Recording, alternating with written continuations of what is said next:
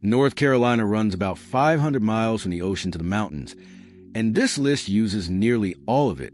The first house sits in a mountain county in the far western corner of the state. The fifth one is out on the coastal plain with a crop field growing right up to the porch. Same state, same week, same search. Here is what makes that work. North Carolina has 100 counties, and the ones nobody moves to are still priced like nobody moves to them. One house on this list pays $141 a year in property tax. Not a month, a year.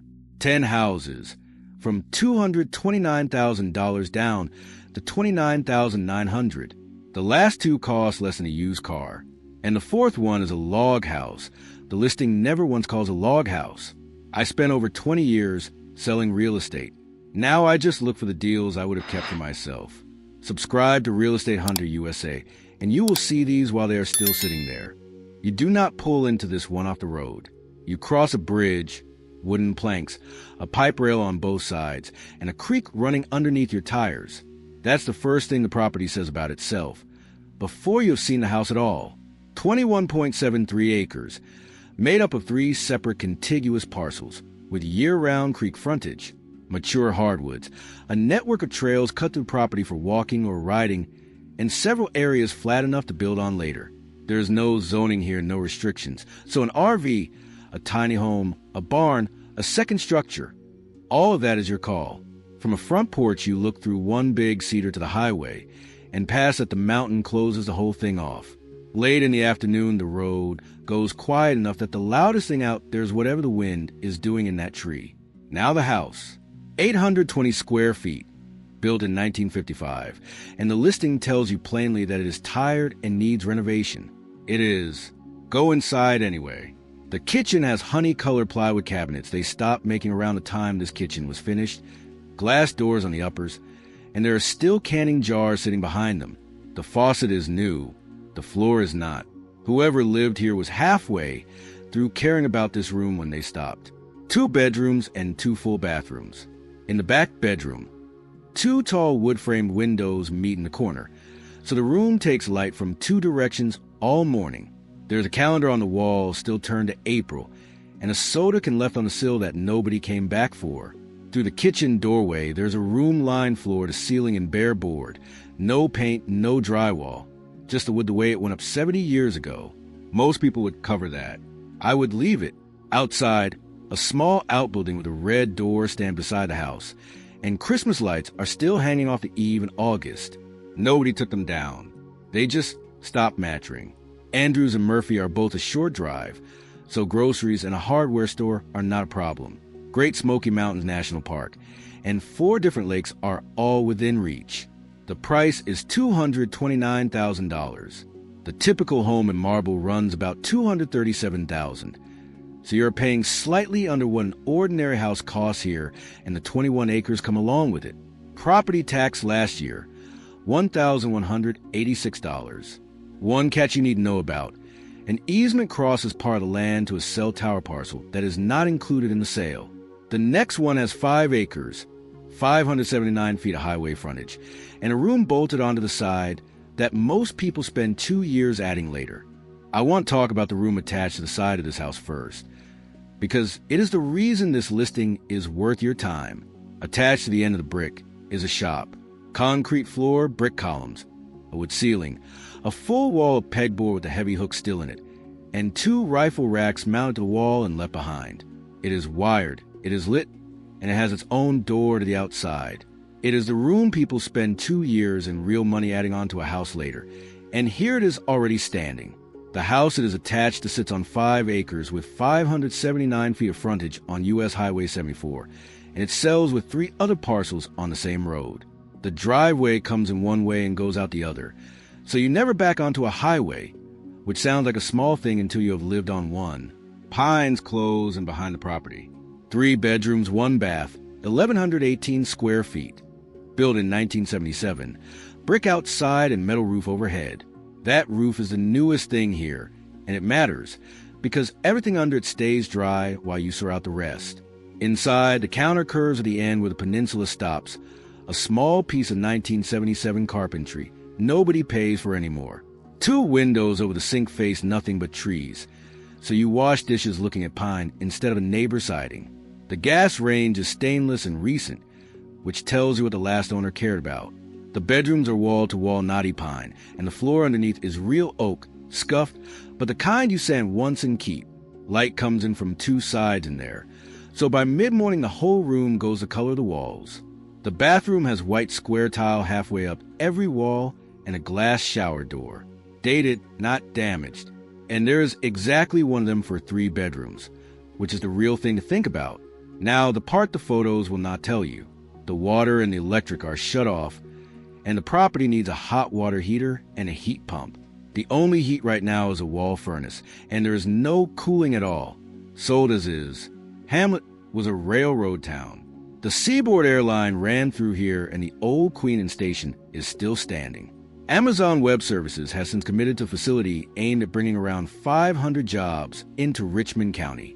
Price, $155,900, after a $44,000 drop. That works out to about $139 a square foot. A typical Hamlet home sells for around $108,800, so you are paying above the town average, and what the difference buys you is land and road frontage.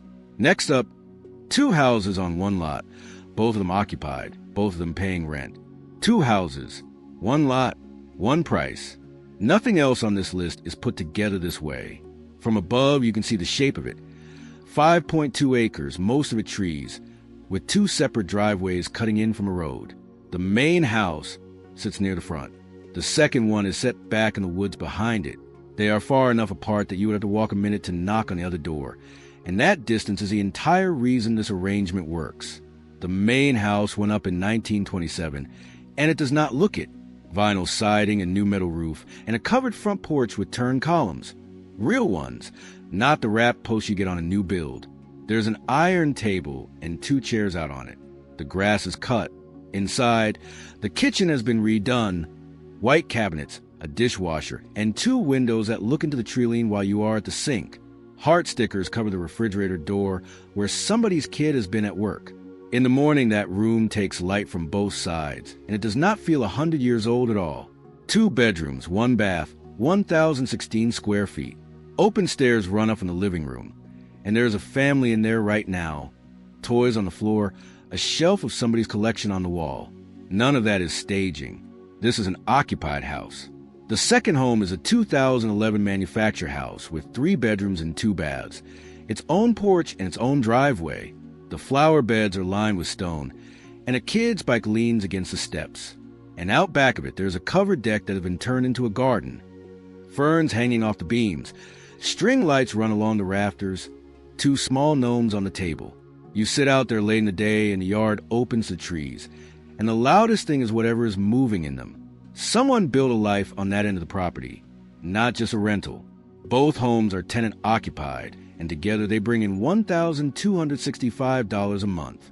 Over a year, that is $15,180, against a purchase price of $155,000. Eden calls itself the land of 2 rivers. The Dan and the Smith both run through it. 15,000 people live there, and Winston, Salem, and Greensboro are the big cities on either side. Now the price. A typical Eden home goes for about $100,700. So on paper you are paying half again over the town. Except the MLS listing only counts the main house. The square footage, the bedroom count. The price per foot, every one of those figures describes 1 building out of 2. Property tax last year was $761. The next house is a log house. The listing never uses a word. The listing for this one says with siding. It says 2-story great room. It says investor opportunity. What it never says, not once, is that the walls are logs. They are painted dark gray on the outside, so from a yard you almost miss it. Then you see the stone chimney coming up the side, and it stops being a cabin-looking house and starts being an actual one.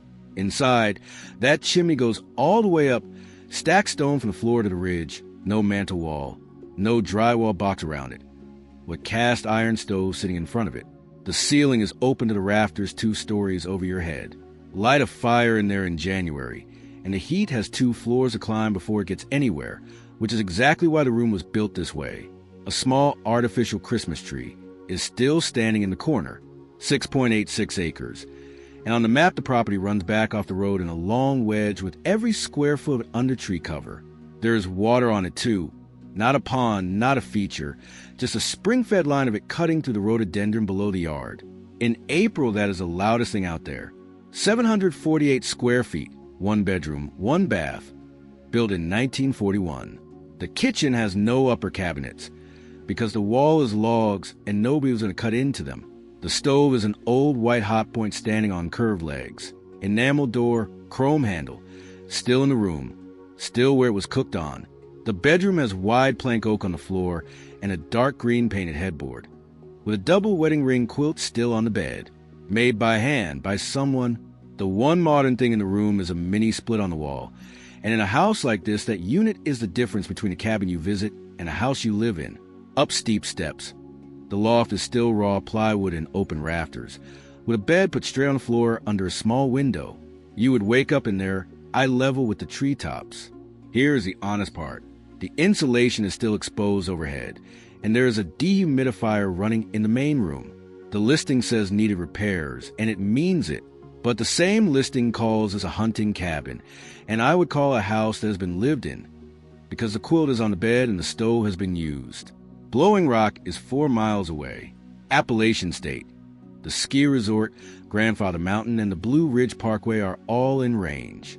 The price is $145,000, down $90,000 from where it started. The median in Lenoir sits around $184,500. Coming next, 5.89 acres on the coastal plain, and a bathroom you're going to have an opinion about. The road on this one is called Swamp Road, which is not a name anybody picked to sell houses with. Stand at the front door in July, and the crop in the next field is knee-high and green all the way to the tree lean. Nobody can build in front of that. The brick is original. The shade trees are older than the house, and the property is roughly 5.89 acres across 2 adjoining parcels, sitting where Swamp Road meets Old Route 97. 3 bedrooms, 1 bath, 1,040 square feet, built in 1966. The living room has one of those wide 1960s picture windows that takes up most of the front wall. It was put there to watch the road, and it still does that. You would sit in that room in the afternoon and know every car that goes by, which out here is maybe 4. 2 of the 3 bedrooms have real hardwood under your feet, not tile. In the far one, the window opens straight onto the field, so you will wake up looking at a crop coming in. The third is painted coral floor to ceiling, with a mop still leaning in the corner where the cleaning started and stopped. Then there is the bathroom, and this is the room people argue about. Original peach tile halfway up every wall, white bullnose trim, a pedestal sink, and a black and white checkerboard floor. Someone chose that combination in 1966, and it is all still sitting there. Half of you would tear it out on day 1. The other half just pause the video. Now the kitchen, because I am not going to skip past it. A base cabinet has been pulled loose and left standing in the middle of the floor. There is scorching on the wall behind where the range sat. A wire hangs out an outlet, and the tile is lifting off the subfloor. That room does not get cleaned up. It gets replaced. The listing is straight with you about all of it. Substantial renovation, sold as is, and no power on at the moment. It also tells you to verify the septic, the water, the zoning, and the flood status before you do anything. And out on the coastal plain, that flood line is not a formality. Pantego is a small place about 25 miles west of Greenville. Its property crime score is 51.2 out of 100, and that is the lowest number on this entire list. The price is $119,900, or $115 a square foot. Pantego's middle-of-the-market house runs around $139,000, so you are under the town median and picking up almost 6 acres in the process. Property tax was $647. Cheaper next, and newer, with something in the corner of the living room the listing forgot to mention. 1 acre outside Jamesville, and the first thing you notice is what is not there. Stand at the top of the lot in February, when the leaves are down and you can see straight through the woods, and there is not one other roof in any direction. Now, the listing, it says good bones. It says a little bit of TLC. It says value add opportunity. It does not mention that there's a fireplace in the living room, a reel cased in one in the corner with surround, a mantel with a mirror over it. In a house at this price, that is the thing nobody builds anymore. Come January, that corner is where the room happens. Let me be straight about what this is, because the listing calls it single family and the photographs say otherwise. This is a 1997 manufactured home, double wide, on its own acre, which is what makes the price what it is. And it takes nothing away from the rest of it. 1,117 square feet, 3 bedrooms, 2 full baths. The primary opens straight into its own bathroom, and 2 baths at this price is not the norm. The floors have been redone in wood-look plank through the living areas and a gray marble tile in the bedrooms. In the kitchen, there's a new stainless sliding range with a double oven sitting next to cabinets nobody has touched in 30 years, which tells you exactly where the money went. You can see the work in progress if you look for it. In one bedroom, the headboard is up, but propped on a stack of brick, and the mattress is still in plastic. A raw pine cabinet has been fitted into the kitchen run and never painted. The owner was mid-project when this went on the market. Out back, there's a detached carport on wood posts and a second building with 2 doors and its own little roof extension with a riding mower parked underneath. Not a shed you put a rake in. It has a floor and a porch, which is a difference between storage and a workshop. The kind of place you end up in on a Saturday afternoon and lose 3 hours. The catch you need to know: heating and cooling here is a window unit, and whatever else you plug in, there is no central system in this house. Jamesville is a small town in Martin County, out near the Roanoke River. And I will give you the numbers straight. The property crime score there runs 68.4 out of 100 against a national average of 35.4. Price, $79,900, down $10,000. $72 a square foot. The town's median sits at $107,500.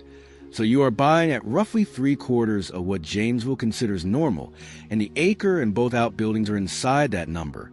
The next one has 4 roofs on it. I will count them for you. For buildings, one price, $69,900. Let me count them.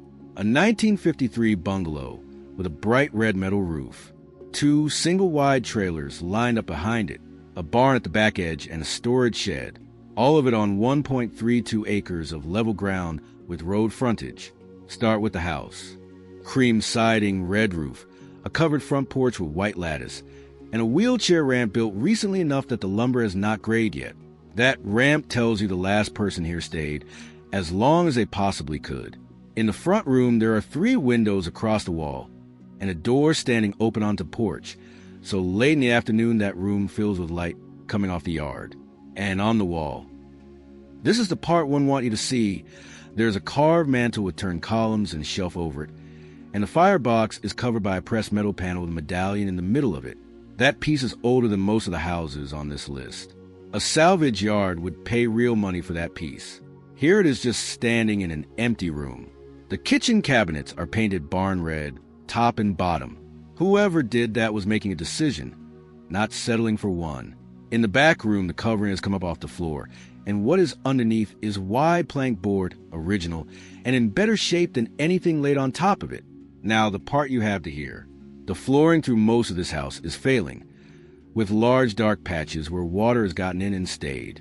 The bathroom has been redone with new plank floor over the original sea green tile, and a new water heater and an updated breaker box are already in, but those floors are a real job. The 2 trailers need repair or replacement, and the listing says so plainly. It also tells you there is no county record of the septic, that one trailer has no located water tap, and that city sewer across the street can be tapped for $4,500 per tap. So when a listing calls as a mini farm with rental income, understand that the income is not sitting there waiting. You would be building it.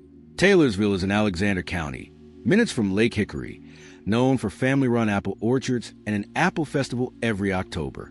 One number you should know going in: the property crime score, there's 94.7 out of 100 against a national average of 35.4. Highest figure on this list, and I am not going to bury it. 872 square feet, 2 bedrooms, 1 bath, so $80 a square foot. Ordinary houses in Taylorsville trade around $221,000. This one is under a third of that. $55,000 is the number on the next one, except it is not. I have to fix that number before I show you anything, because if I wait until the end, you will think I misled you. $55,000 is not the asking price. The listing says so in capital letters, and most people scroll straight past it. This is an online-only auction, and that figure is the tax value. What actually sells for is the high bid plus a buyer's premium on top. So do not file this away as a $55,000 house. File it as a house worth finding out the real number for, because everything else here is exactly what it looks like. And what it looks like is a 1948 Cape Cod on 0.88 acres, with a brick chimney running straight at the front, blue siding, red shutters, and a lawn that has been mowed on a schedule. 1,438 square feet, 3 bedrooms, 1 full bath, all on one level. The oak floors run the whole house, and they have been kept. In the bedrooms, the light comes off that floor by mid-morning and fills the room corner to corner. The living room has a brick-faced fireplace and French doors into a separate dining room. The kitchen is the best room in it. 3 windows and a row over the sink, and every one of them looks at grass. 2 built-in corner cabinets with glass doors are cut into the walls, the kind that came with the house. Navy counters, oak cabinetry, a dishwasher, an island. Standing at that sink in the morning, you would have no idea what this place is listed for. Off the back, there's a screened porch with a ceiling fan and a concrete floor, and you can sit out there in August with the fan going and the bugs on the outside of the screen where they belong. Past it, a wide wood deck with lattice railing, and out in the yard, a detached workshop that was previously used as living quarters, ready to become a shop, a studio, or storage. From the air, the whole argument makes sense. The downtown skyline is right there on the horizon. A shopping center sits a few minutes up the road. And along one property line, there is a cemetery, which sounds like a strange selling point until you realize nobody is ever building anything on that side. It is the quietest neighbor money can buy. 2 things to weigh. The listing notes asbestos, which for a 1948 house is ordinary but affects any renovation. And the neighborhood carries a crime index of 7 out of 10 against a national average of 4. Winston-Salem's median house price is about $229,400. Total tax rate here is 1%. Coming up, 964 square feet with 3 fireplace mantels in it. I counted twice. White bungalow on a corner lot, square porch columns painted brown, red brick foundation, and a front door that has been hanging there since 1920. 964 square feet and 3 fireplace mantels. Count them as you walk through. 1 in the front room, 1 in the bedroom, and a 3rd visible through a doorway. White, fluted columns, shelves. The one in the front room has a mirror set into the wall above it. 106 years of people have stood in front of that glass. All 3 fireboxes are closed off now, and one has a stovepipe hole punched through it, because that is how you heated a house before central heat. A fire in every room. The floors are original narrow board, and they run the whole house, dark with age. In the afternoon, the light comes through the porch windows and lands on them in long stripes, and you can see exactly what they would look like sanded. 2 bedrooms, 1 bath, on a lot of just under 7,000 square feet. Smallest piece of ground on this list. The porch columns are heavy and square, the way they built them before anybody made them thin, and the brick underneath you stays warm into the evening. Now the honest version, because the listing and the photographs are telling 2 different stories. The listing describes a home you could move into and enjoy your morning coffee on the deck. The photographs show plywood over a window, water staining across a bedroom ceiling, paint lifting off the door casings, and a kitchen that got started and abandoned. New base cabinets in, dark counter in, sink plumbed, and then lumber propped across the room and upper cabinets with no doors on them. The listing's own detail sheet says no heating and no cooling. Believe the photographs. The bathroom still has its wall-hung cast iron sink with 3 separate taps and a built-in tub. Turn one of those taps in the morning, and you are running the same fixture people ran in 1920. All original, all waiting. Here is why the address matters anyway. Greenville is the education and medical hub of Eastern North Carolina. East Carolina University is here, and so is ECU Health Medical Center, the teaching hospital for the Brody School of Medicine and the 5th largest hospital in the state. which means a tenant pool that renews itself every single year. One thing to check before you get excited. The property is zoned CDF rather than residential, and the lot next door is a contractor's yard. $45,000. $47 a square foot. Greenville's median runs about $209,200, so this is roughly a fifth of what the city considers normal. Property tax last year was $850, and now the last house on this list, the cheapest of the 10, and the one that breaks a record I've been carrying around for a while. $29,900 and a property tax bill of $141 a year. Sit on that second number with me for a moment. Back in New Mexico, I showed you a stripped-out house in Melrose paying $228 a year, and I said at the time I did not expect to see anything lower. Eden just came in at $141. That record is gone.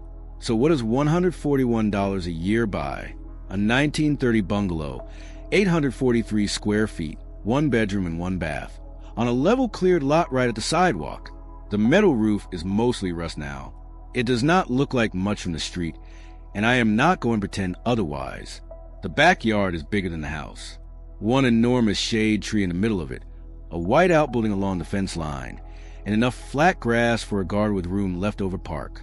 Stand under that tree in July, and you are in a different temperature than the sidewalk out front. Inside is where this gets strange, and the listing is completely upfront about it. The ceilings are approximately 6'3". If you are 6 feet tall, you clear them by 3 inches. The main room has a low reflective panel ceiling that throws the windows back at you like water. One wall is boards in 6 different colors. The wall across from it is painted black, and the floor underneath all of it is new dark laminate in good shape. Someone was building something in here. They just built it 3 inches shorter than the rest of us. Upstairs, the original wide plank floor is still down, and the space is open and full of light, though a partition has been opened up and left that way. In the bedroom, the ceiling has come down in one corner and been covered with plastic sheeting, which lines up with the condition of that roof. The bathroom has a new vanity and a new counter. The second one has a tub in place, and the surround stripped back to the adhesive. The listing calls an investor or handyman special, puts the ceiling height in the first paragraph, and sells it as is. I will say this for whoever wrote it. They are not trying to trick anybody. Eden is the same town as the 2-house property earlier on this list, so you already know it. The land of 2 rivers, 15,000 people, Mayo River State Park up the road. Eden's median, as I said earlier, is around $100,700. This is under a third of that, at $35 a square foot, near public transit, on a cleared city lot. And that is where the list ends. That's North Carolina. 10 houses, from $229,000 down to $29,900. Look at the range we covered. A mountain property where you cross a wooden bridge over a creek to reach your own front door. A brick ranch with a workshop already bolted to the side of it, pegboard and rifle racks and all. 2 houses on one lot, tenants in both, and a garden built out on the back deck of the second one. A log house nobody bothered to call a log house, with a stone chimney running 2 stories to the roof. A bathroom in coral tile and checkerboard picked out in 1966 and never once regretted. And a bungalow so small the ceiling clears you by 3 inches, paying $141 a year in tax. I have read a few thousand listings in my life, and here's what I would tell you about this batch. Almost none of them are finished. Most need a floor or roof, a kitchen, or all 3. But the things you cannot add later, the acreage, the water running to the land, the original mantles, an address next to a hospital that hires every year, those are already in place. That's the part you cannot renovate your way into. If you want to look closer, the 2 I would start with are the log house at number 4, because the listing undersells it badly, and the last one, number 10, for that tax bill alone. The description below has every one of these, agent name and all. Read them yourself before you fall for one.